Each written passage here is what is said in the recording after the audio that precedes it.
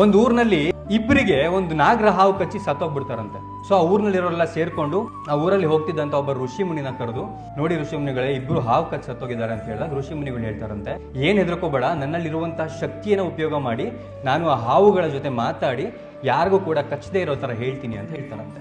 ಸರಿ, ಅವರು ಋಷಿ ಮುನಿಗಳು ಆ ಹಾವುಗಳನ್ನೆಲ್ಲ ತಮ್ಮ ಒಂದು ಶಕ್ತಿಯಿಂದ ಅವ್ರ ಹತ್ರ ಮಾತಾಡ್ತಾರಂತೆ. ಮಾತಾಡಿ ಇನ್ಮೇಲೆ ನೀವು ಯಾರೂ ಕೂಡ ಈ ಊರಿನಲ್ಲಿರುವಂತಹ ಜನಗಳಿಗೆ ಕಚ್ಚೋ ಹಾಗಿಲ್ಲ ಅಂತ. ಹಾವುಗಳು, ನೀವು ದೊಡ್ಡ ಶಿವಭಕ್ತರು, ನೀವು ಹೇಳ್ತಿದ್ದೀರಾ ಅಂದ್ಮೇಲೆ ಇಲ್ಲ ಅನ್ನಕ್ಕಾಗಲ್ಲ, ನಾವು ಯಾರಿಗೂ ಕಚ್ಚಲ್ಲ ಅಂತ ಹೇಳ್ತಾರೆ.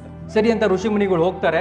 ಒಂದ್ 2 ತಿಂಗಳಾದ್ಮೇಲೆ ಅವ್ರ ಆ ಊರಿಂದ ಹೋಗ್ತಿರ್ಬೇಕಾದ್ರೆ ಆ ಊರಲ್ಲಿರುವಂತ ಮಕ್ಕಳೆಲ್ಲ ಹಾವನ್ನ ತಮ್ಮ ಕೈಯಲ್ಲಿ ಇಟ್ಕೊಂಡು ಆಟ ಆಡ್ಕೊಂತ ಓಡಾಡ್ತಿರ್ತಾರಂತೆ. ಎಷ್ಟೋ ಜನ ಹಾವಿ ಜೊತೆ ಚೆಲ್ಲಾಟ ಆಡ್ತಿರ್ತಾರಂತೆ. ಒಂದಷ್ಟು ಹಾವು ಗಾಯ ಆಗಿ ಬಿದ್ದಿರುತ್ತಂತೆ. ಅವಾಗ ಹಾವು ಹತ್ರ ಹೋಗಿ ಕೇಳ್ತಾರಂತೆ, ಯಾಕೆ ನಿಮ್ ಪರಿಸ್ಥಿತಿ ಹೀಗಾಗಿದೆ ಅಂತ. ಎಲ್ಲ ನಿಮ್ಮಿಂದಾನೆ ಗುರುಗಳೇ, ನೀವು ಅವತ್ತು ಕಚ್ಚಬೇಡ ಅಂತ ಹೇಳಿದ್ರಿ, ನಮ್ಮನ್ನ ನೋಡಿದ್ರೆ ಇವರೆಲ್ಲ ತುಂಬಾ ಈಸಿಯಾಗಿ ತಗೊಂಡ್ಬಿಟ್ರು ಅಂತ. ಅವಾಗ ಗುರುಗಳು ಹೇಳ್ತಾರಂತೆ, ನಾನು ಕಚ್ಚಬೇಡ್ರಿ ಅಂತ ಹೇಳಿದೆ, ಬುಸ್ಕುಡ್ಬೇಡಿ ಅಂತ ಹೇಳಿಲ್ಲ.